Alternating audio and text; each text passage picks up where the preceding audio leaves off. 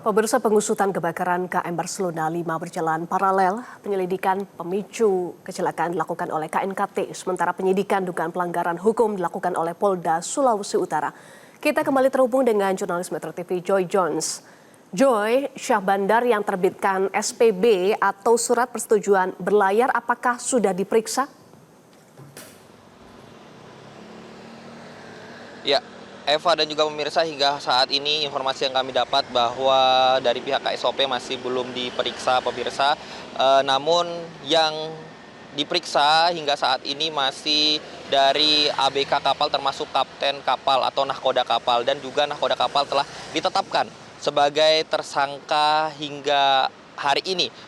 Tersangka masih baru satu orang saja seperti itu, masih belum ada lagi penetapan tersangka berikutnya. Namun dari pihak kepolisian memastikan bahwa siapapun yang terlibat dan bertanggung jawab atas terjadinya kebakaran kapal motor Barcelona 5 di perairan Talise ini akan diperiksa seperti itu tanpa terkecuali. Itu dari hasil wawancara saya bersama kepada pihak kepolisian. Namun hingga saat ini masih belum ada tanda-tanda untuk pihak SOP untuk diperiksa, Eva. Singkat, kapan pemilik perusahaan pemilik kapal akan diperiksa? Ya, terkait dengan itu juga, Eva, kami belum bisa mendapatkan jawaban pasti kapan pemeriksaan dari pemeriksaan atas terbakarnya kapal Barcelona 5 ini dari pihak perusahaan. Namun sekali lagi pihak kepolisian menegaskan bahwa pemeriksaan akan dilakukan kepada pihak manapun yang terlibat dalam proses keberangkatan kapal ini atau yang bertanggung jawab atas berlayarnya kapal motor Barcelona 5 ini. Baik Joy Jones, nanti kami akan bergabung lagi dengan Anda, tetapi kami akan ajak pemirsa terlebih dahulu untuk berdiskusi. Membahas keamanan transportasi laut telah hadir di studio Metro TV Siswanto Rusdi, Direktur National Maritime Institute. Selamat malam. Selamat malam, Bapak. Eva, apa kabar? Baik, Alhamdulillah, apa kabar? Alhamdulillah. Terima kasih sudah bergabung bersama kami, dan Pak Sofyan, Ketum Serikat Awak Kapal Transportasi Indonesia. Terima kasih sudah hadir di studio Metro TV. Saya ingin tanya langsung ke Pak Siswanto. Pak Siswanto, seolah penumpang tidak masuk manifest itu dianggap hal biasa saja. Tanggapan Anda? Memang secara nanti Bung Sofyan akan menjelaskannya lebih teknis ya. Kapal itu kan punya kapasitas besar. Jadi kalau kapasitas terpasangnya 1000, terus penumpang yang sering diangkut 200 ditambah jadi 300-500, itu kapal sebetulnya aman-aman saja.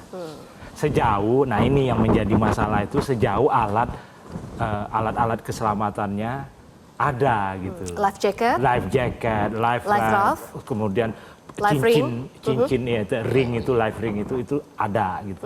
Dan, Anda sepakat Pak Sofyan bahwa melebihi manifest itu tidak masalah asalkan alat keselamatannya tersedia atau memadai? Memadai, ya, kalau bisa melebihi dari kapasitas penumpang yang dibawa.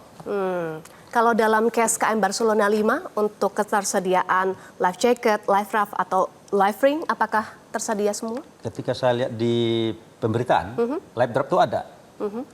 Life jacket pasti karena penumpang semua pakai life jacket. Cuma saya lihat life draftnya nggak turun gitu loh. Kenapa bisa tidak turun? Ya bisa jadi tidak dioperasikan oleh para krunya. Saya rasa kan itu tanggung jawab kru ketika tanggung jawab ABK? ABK, ya boleh bilang ABK. Itu kan tanggung jawab ABK. Makanya di setiap kapal penumpang itu, setiap ABK itu diwajibkan punya sertifikat CCM.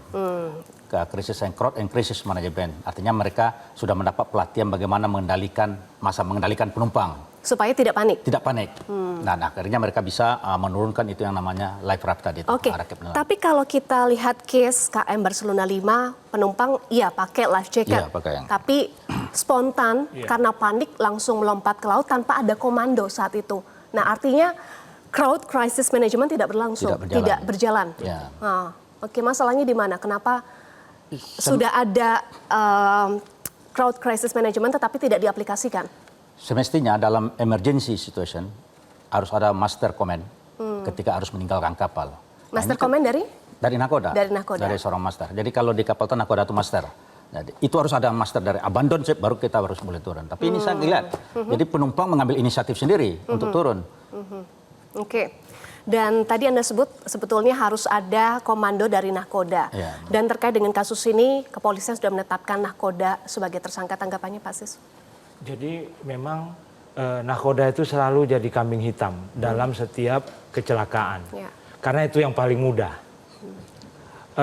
Tadi sudah disampaikan juga oleh reporter, belum ditanya-tanya pemilik kapal. Iya, gitu. belum diperiksa sama Belum sekali. diperiksa sama sekali. Nah itu juga lagi-lagi biasa saja. Jadi dalam setiap kasus seperti ini, siapa yang paling mudah dikambing hitamkan, siapa yang paling mudah ditersangkakan?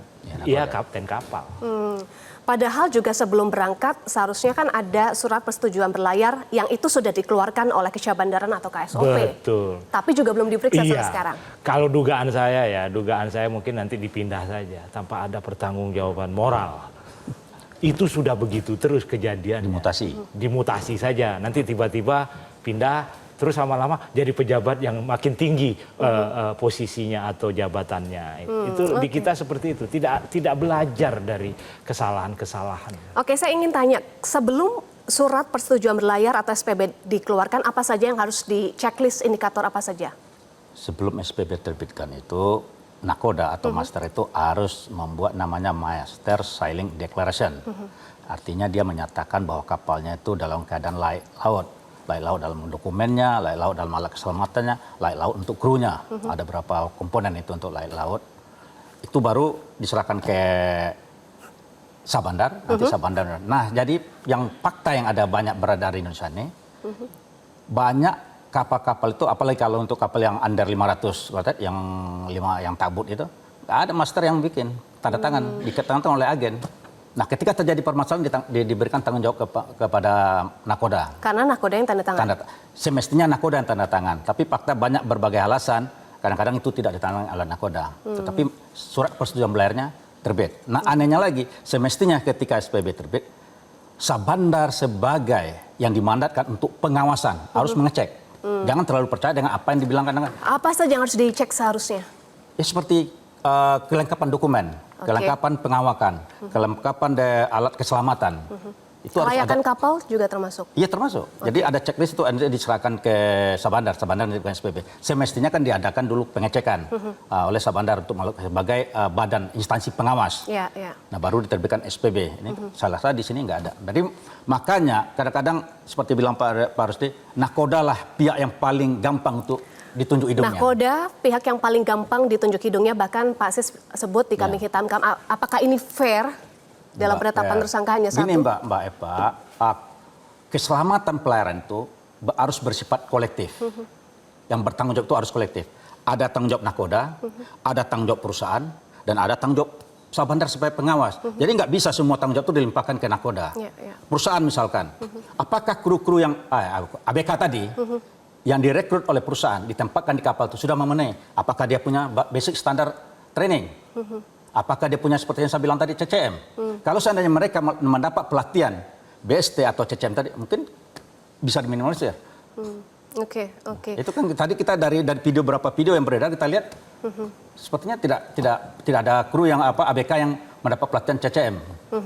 Jadi ini masalahnya di aturan yang lemah atau pengawasan yang lemah. Nanti kita akan bahas lagi ya. Tetapi usai jeda pemirsa tetaplah bersama kami di Special Report.